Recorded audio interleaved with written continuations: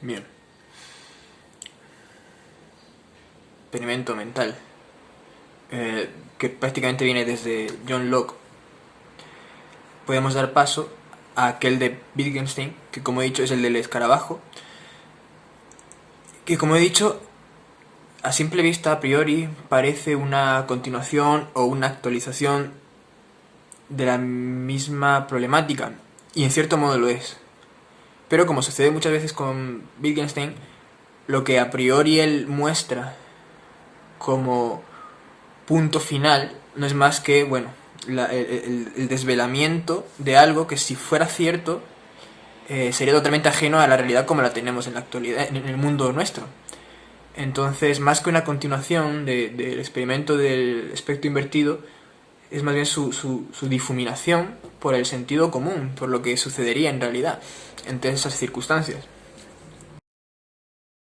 Imaginemos a un grupo de personas a las que cada una se le asignara una caja en cuyo interior estuviera algo cuyo nombre es escarabajo. Dice Wittgenstein que supongamos que la descripción del escarabajo se establece teniendo en cuenta solo el que guardamos en nuestra caja, ya que no podemos ver el del resto.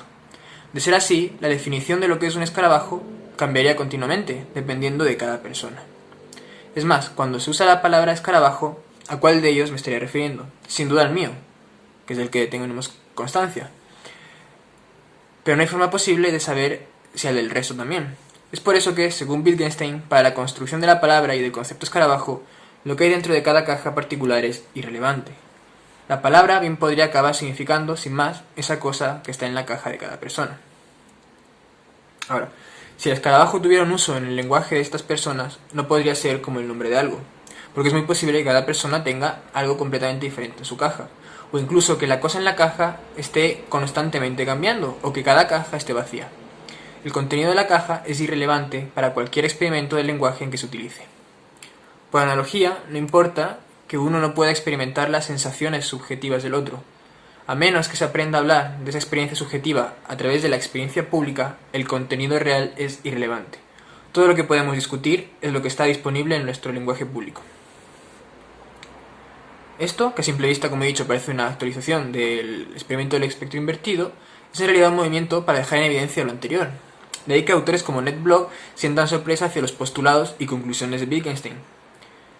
Esta exposición de algo que parece una paradoja, un problema difícil, cuando en realidad lo que hace es mostrárselo desnudo, de forma que una persona solo debe ser espectadora durante unos segundos más ante ese planteamiento para verlo en movimiento, para saber cuál es el problema y cuál es la solución intuitiva. Lo que vemos aquí es que no podemos establecer términos, palabras o conceptos para propiedades cualitativas, fenoménicas y elementos en general de nuestra experiencia. O que sí podemos, pero es fácil intuir que una vez puesta a funcionar la rueda de la vida, esta paradoja se desmoronaría.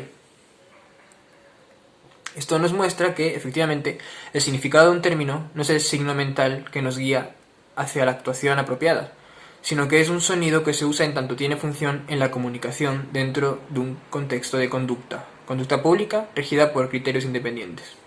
Esto es, lo que Wittgenstein hace es negar la mente por la misma característica por la que el empirismo podría dar lugar y permitir esa existencia, por su segregación respecto a las relaciones mecánicas del mundo, por estar como un engranaje no conectado. Si en el espectro invertido con los colores es difícil hacer notar cuándo la experiencia de los colores va a ser insostenible para la comunicación entre los partícipes de un lenguaje público, en el ejemplo del escarabajo en la caja la cosa es más notoria. No hará falta que ruede mucho la situación para que la referencia escarabajo a las cajas con, digamos, maderas, cucarachas, escarabajos, perros, tigres, hamburguesas, se haga insostenible y exija una reordenación de los nombres. Entonces os se dirá que un segundo después de presentar los escarabajos, cada uno en su caja, con su portador, con aquel portador que hace referencia a su experiencia personal, se dirá que, o bien, cada uno de los escarabajos requiere ser reformulado, o incluso dividido en nuevas categorías para permitir la convivencia, aunque se siguiera llamando escarabajo, digamos en subespecies, como escarabajo que hace pegar un grito a quien abre la caja, y así, colocando predicaciones y apellidos a cada disonancia evidente en las prácticas, y entonces estaría redefinido por un signo, o bien habría que aceptar que un grupo de personas es capaz, sin problemas, de hacer el mismo tipo de prácticas con el mismo escarabajo. Es decir, no salir de casa más de 5 días para que no se le muera el escarabajo, o no mirar a los ojos para salvaguardar la integridad, o prevenir a otras personas que tengan cuidado del contacto con el mismo, etc. Entonces lo que se negaría es precisamente la existencia del objeto en sí. Lo que Wittgenstein quiere decir con esto es que nuestra referencia es nada. La función palabra para designar un objeto como punto de partida antes de tenerlo como uso es inútil, en tanto deberá desecharse una vez iniciada cualquier práctica. O bien se desecha para que funcione, o bien, en su fracaso, ese escarabajo, lo sea o sea un trozo de madera, puede servir idealmente, teóricamente, como referencia de cada individuo, pero una vez empiece el juego cultural, social, de relaciones en el lenguaje entre ellos, quedará atrás, quedará fuera, como las referencias de, perdedor, perdedor, quedan atrás en el ejemplo del parque que colocamos antes, ¿no? En el que el niño se une exitosamente. Lo que dice respecto al espectro invertido es que nuestra experiencia de las cosas bien podría desaparecer, porque lo que tiene es irrelevante para guiarnos en el mundo. Wittgenstein dice que nuestra representación como causación es irrelevante, en tanto las cosas del mundo nos afecta de manera tan vívida y directa que nos guían sin necesidad de intervención de nuestras ideas como referencias, de lo que coloquialmente llamamos mente. Es decir, es una continuación y a la vez una negación del experimento del espectro invertido. Yo puedo responder que el asunto es el siguiente. No solo se indica que el lenguaje es insostenible en su referencia, fuera del uso, que es el tema que ya hemos estado viendo, sino que, en mi opinión, resguarda algo mucho más profundo, que filtrado y heredado en psicología es incluso peligroso, pues habla de ese mundo estático en el que el uso no es la liberación del uso frente a las cadenas de la referencia, sino un mundo estático, sin una primera sensación que no esté ya significada y que no sea cambiable si no es por una presión externa. Ese qualia, esa posibilidad de que una experiencia fenoménica distinta no esté encajada en los mecanismos naturales del mundo, puede ser visto con optimismo o pesimismo. Puede significar que es metafísico, que no está supeditado a la naturaleza, y a la vez que es inútil, que no interviene sobre esta, que no se puede nadar y guardar la ropa a la vez. Wittgenstein parece decir, ese qualia, si existe, queda obsoleto. No responde respecto al uso que una misma representación, digamos una relación entre determinada imagen mental y aquello que significa, que sirva para dos cosas distintas es una imposibilidad. Y si es posible, entonces es que nada dice. Si dolor sirve para quemarme la mano y para tener que despedir a un empleado, entonces la representación dolor es irrelevante. Lo metafísico desde ese punto de vista sería irrelevante. Imaginemos que en el ejemplo del escarabajo, una de las personas, cuyo escarabajo era un trozo de madera, se siente tan sorprendida y ridícula por aquella primera experiencia que cuando el lenguaje se reordena para que los usos puedan ser asumibles por esa comunidad, que en un primer segundo tenían una cantidad n de escarabajos que representaban cosas distintas, termina conservando una imagen de ese primer escarabajo que tuvo. Entonces, el lenguaje está ordenado, para nuestra conveniencia, digamos que al madero le llamarán madero, a la hamburguesa hamburguesa, al león león, a todo lo que antes se llamaba escarabajo, reordenado tal y como nosotros podemos intuir, ¿no? Pero esta persona, cada vez que escuchara cualquiera de las palabras, pensará primero en su escarabajo particular. Pero al hacer esto precisamente justifica que no existe nada en ello que participe del mundo, y que por tanto no es un proceso mental causal sobre el que tengamos que decir nada en psicología, ni abstraerlo como una causalidad o una razón del comportamiento del organismo. Seamos más burdos en el ejemplo. Una imagen que puede aparecer ante cada palabra, imaginemos que con cada pronunciación de una palabra nos aparece determinada imagen, digamos una pequeña tetera en la esquina. Sería irrelevante para cada uso, y bien por costumbre o por confusión lingüística, se nos podría disparar con cada referencia que nos hicieran, sin que signifique más que el remanente de una costumbre, de un hábito, que en realidad no es partícipe de nada. Así, al ofrecer el escarabajo como una analogía del dolor, Wittgenstein sugiere que el caso del dolor no es realmente susceptible de los usos que los filósofos harían de él, más traída de las prácticas del lenguaje. Es decir, si interpretamos la gramática de la expresión de la sensación en el modelo de objeto y designación, el objeto se pierde de la consideración como irrelevante. De nuevo, nuestra experiencia directa de algo es irrelevante en una conversación sobre el signo que va con la experiencia directa de algo. No pueden ser movimientos análogos, pues una vez los segundos se colocan en movimiento, lo primero exige una reordenación. Esto es muy importante para, para la idea de la mente como imagen ordenadora de la naturaleza, como imagen que establece reglas sobre el mundo para operar en base a ellas, y por supuesto, pues eso, como una intervención del organismo a nivel metafísico. Un autor que se llama Manuel Almagro Holgado tiene un paper llamado Wittgenstein y la hipótesis del espectro visual invertido, y explica esto de forma bastante interesante. Dice: es importante recordar que Wittgenstein se opone a la idea de qualia en tanto que elementos que determinen el significado del vocabulario perfectivo. Wittgenstein no rechaza que tengamos impresiones sensibles, rechaza que éstas jueguen algún papel en el significado del lenguaje.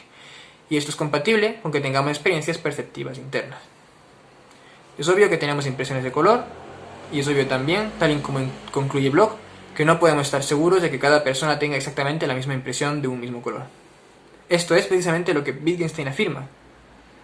Consideremos de nuevo el pasaje de Wittgenstein del que parte Bloch. Considera este caso. Alguien dice: no lo entiendo, hoy veo todo lo rojo, azul y viceversa. Contestamos: debe ser muy raro. Tras decir esto, por ejemplo, comienza a decir cuán fríos parecen los trozos de carbón incandescente y cuán caliente parece el cielo azul despejado. Pienso que bajo estas circunstancias, o algunas similares, deberíamos estar inclinados a decir que él vio rojo lo que nosotros vimos azul. Y de nuevo deberíamos decir que sabemos que él quiso decir con las palabras azul y rojo lo que nosotros hacemos cuando él los usaba como los hacemos. Puesto que es concebible que cada uno tengamos una impresión cromática diferente acerca del mismo objeto, la conclusión debe ser que nuestras impresiones no tienen ningún rol en la determinación del significado de las relaciones con las que expresamos nuestras percepciones. De lo contrario, no nos entenderíamos. Cuando profiero lo veo rojo al referirme a una cosa roja, lo que hago es expresar que sé seguir una regla. Muestro mis compromisos, muestro que soy un hablante competente y que uso correctamente el término rojo. Pero no describo en ningún caso mi impresión de rojo. Da igual cómo vea cada uno la cosa, la clave es que haya una norma que establezca que la cosa es roja. A esto es a lo que apunta la última parte del párrafo. Deberíamos decir que sabemos que él quiso decir con las palabras azul y rojo lo que nosotros hacemos cuando él las usaba como lo hacemos. Es decir, reconocemos una regla lingüística previa acerca de los términos cromáticos, y esto es lo que nos permite hablar con sentido de esta manera. Y hasta aquí el autor citado. El ejemplo es claro, es una perspectiva, de hecho, conductista, que muestra cuando se rompería las reglas del lenguaje, como el ejemplo del espectro invertido en realidad. Y además el ejemplo es muy preciso porque nos lleva a lo mismo, es decir, nos salvaguardaría, por ejemplo, de un genio maligno que cambiara todos los signos y las conductas y que haría que un joven con espectro invertido pegara un salto de fobia innata al ver una serpiente que en realidad ve como roja o como azul. Bueno, en cualquier caso, la gracia del escarabajo está en eso. No se puede definir una cualidad por un signo, porque la relación cualidad-signo se ve obligada a desplazarse. Tiembla ante el uso de sus usuarios, lo que significa precisamente que es fundamental la relación entre la persona y la cosa con la que se relaciona. Y en tanto los miembros de una comunidad tienen una relación similar con las cosas, es esa cercanía la que permite una cercanía con las cosas definidas por el signo.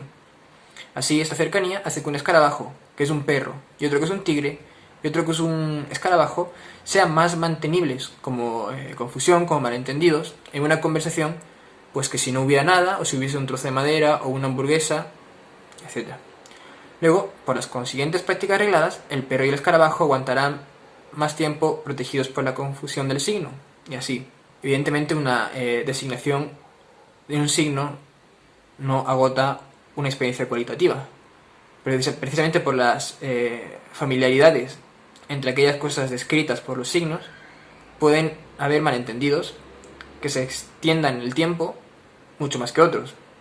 Digamos, la diferencia entre el que tiene en su cajita del escarabajo un escarabajo y el que tiene una cucaracha serán, a lo largo del tiempo, aguantarán esa confusión sin que nada conductistamente se rompa en las prácticas. Mientras que si se tratara de un león o una hamburguesa, la imposibilidad de establecer una relación en el lenguaje sería más evidente desde el inicio. Y esta es una referencia a que las personas nos relacionamos, con los usos de las palabras, con lo que las palabras refieren en cada uso y con cómo se han utilizado. Es decir, cómo se utilizan las palabras y cómo se utilizan las cosas a las que refieren las palabras. En tanto, distintas comunidades de lenguaje, con un mismo idioma, pueden estar insertos en prácticas distintas. Como el ejemplo del aguacate. Hay un monólogo de Louis, muy famoso, que habla sobre una conversación entre dos personas que le llamó mucho la atención. Dice, estaba detrás de dos gordos comiendo alitas de pollo en Inglaterra y uno le dijo al otro, bro, estas alitas son alucinantes. Entonces, dice Louis, ¿en serio? Alucinantes. Te alucinó, fue alucinante. ¿Qué vas a hacer el resto de tu vida a partir de ahora? Si algo en verdad te sucediera, si Jesucristo bajara desde el cielo y te hiciera el amor durante toda la noche y te dejara preñado, ¿cómo te referirías a eso? Has utilizado alucinante para una cajita de alitas de pollo. Te has autolimitado gramaticalmente a una vida mediocre. Lo que quiero referir es eso. Es decir, la manifestación de lo que significa algo no se halla, digamos, a la vista en una situación dada, sino en el historial de potenciales significaciones que puede tener para un usuario particular. Por su sensibilidad, su historial, sus redes culturales y sociales, los distintos juegos de lenguaje en el que participe, la acumulación de experiencias, el usuario abre un abanico de predicaciones sobre la significación del escenario en el que se enfrenta. Y soy consciente de que esto supone cierta inmanencia en la significación de las cosas, en el entendimiento y en la relación con el mundo. Es decir, como lo que cualquier frase de coloquial del día a día nos podría advertir. Que distintas cosas se llaman de distintas formas y que distintas cosas afectan de distinto modo a distintas personas. Lo que sucede es que a nivel sociocultural, psicológicamente, el hombre tiene una tolerancia para aprehender y hacer coherente el contenido de información mediante signos, de tal modo que una misma proposición puede ser satisfecha de varias formas y que varias cosas al mismo tiempo pueden ser interpretadas como con varias significaciones. Imaginemos un escenario. Un grupo de amigos se encuentran en una fiesta y conversando se hallan Andrea y Mateo, que pues charlan sobre sus compañeros, sobre Marcelo, Paula, Sebastián, Carla, Alba. Entonces están en la terraza, están hablando de los demás y de repente, mentando el nombre de Clara, que es una chica bastante callada, que apenas saluda, siempre con la cabeza agacha, de quien Mateo considera una persona casi patológicamente tímida, pues Andrea le dice, esta Alba es una hipócrita, qué tóxica. Y Mateo, su interlocutor, asiente, sorprendido, pero aceptando esa propuesta. Entonces, después de repente, Andrea cae en lo que ha dicho y se corrige. Perdón, Carla, no sé por qué he dicho Alba. Y entonces, Mateo asentirá, sorprendido, pero aceptando esa nueva propuesta. Entonces, después de... No, ¿cómo es? No. Entonces Mateo, por pudor, no mostrará tanta sorpresa ni convicción, ni dirá un ya. Pero le encajará aún más esta nueva propuesta. Le parecerá más coherente esta nueva historia con lo que él ya conocía. Sin embargo, lo anterior pudiera haberse perpetuado perfectamente, porque la proposición podría haber sido añadida al estado de cosas del mundo. Porque cada nueva comunicación, al ser precisamente una práctica social a partir de referencias, no es un trabajo de comprobación, sino también de creación. El lenguaje es un estado continuo de creación. Así, la idea de que una palabra señale una realidad del mundo, y sobre todo, que una persona acceda a una representación del mundo que otro le puede interpelar, es decir, que proyecte mundos posibles, implica que en el encuentro entre dos sujetos aparecen cuanto menos dos mundos posibles. Es decir, es evidente que esto es una tesis privatista, mentalista, y además afirmaría que no puede darse entre ese encuentro un criterio exterior de corrección que dicte cuándo se ha entendido bien o no, una determinada exigencia del ambiente. Pensemos otro escenario. Una persona nace en otro planeta que, salvo por una peculiaridad, es exactamente igual que el nuestro. Y un grupo de personas le financia un viaje hacia nuestro planeta. Para el caso es irrelevante si en verdad ha viajado a otro planeta o es una broma de sus amigos del barrio que le invitan a lo que en realidad solo es otra parte de la ciudad. Entonces puede ser un viaje interestelar o un experimento de unos amigos esperando saber cuánto tiempo pasa hasta que esta viajera se percate de la mentira. En el viaje, o en la broma, se supone que en nuestro planeta el verbo ser tiene en sí la palabra es, la cópula, en fin, tal y como la conocemos. Pero además, el verbo ser en la palabra precisa de es no significa eso, sino que es un acrónimo de, digamos, estando sacralizado, que es una especie de Dios lo bendiga o si Dios lo permite, algo como que se utiliza para acompañar cualquier frase que sea muy relevante para la persona. Digamos una referencia a la bendición que experiencia de la vida supone, ¿no? Es algo que es religioso.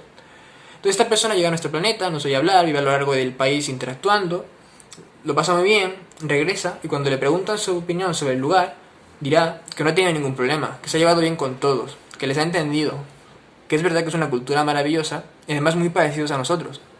Pero eso sí, aunque ella no es religiosa, debe reconocer que son un tanto sacrílegos. Utilizan es en toda serie de contextos, de forma vulgar, jocosa, seria, en fin, en todos los contextos posibles, y que parecían desacralizar todo lo que ellos mismos habían alzado en primer lugar, lo que le dejó con una impresión atractiva pero al mismo tiempo incómoda sobre el carácter de esa especie. La persona ha tenido la impresión de que es encajaba efectivamente con todo lo que sus compañeros le habían dicho del planeta, pero dada esa representación que ella aceptó, las personas podían usar, estando sacralizado, en ocasiones que a ella le parecían inapropiadas. Ante estas, ella, por no resultar molesta, por no generar polémica, por tolerancia, no hizo alguna indicación. Pero una vez salido de ese sistema, pudo reconocer esa ligera incomodidad que la impresión de es, cuando no correspondía, le generó. Se podrá decir que esto es precisamente prueba de que nuestras representaciones, ideas, incluso sensaciones y opiniones del mundo son irrelevantes, en tanto no generan un cambio en el mundo, y que eso muestra que lo que hay ahí dentro, es decir, la mente, que además culturalmente pues, la tenemos aquí espacialmente de algún modo, no manifiesta evidentemente un cambio fuera, es poco más que un mito, una niebla. Pero ni esto deniega la existencia causal de las representaciones, ni permite saber qué es exactamente un criterio de corrección, independiente, una regla externa en el uso que justifique cuándo podemos hablar de que una comunicación ha sido exitosa y cuándo no. Y es que no hay modo de saber mentalistamente, pero yo creo que también si se deniega la tesis mentalista, cuándo una conversación ha sido exitosa, ha sido entendida y cuándo no, si no recurrimos a medios totalmente pragmatistas. Se puede colocar una regla de carácter gilseano o la de Austin sobre la satisfacción entre los interlocutores a través de los actos del habla, es decir, algo pragmático. Pero esto ya no es algo esencialmente epistemológico o referente a los procesos mentales.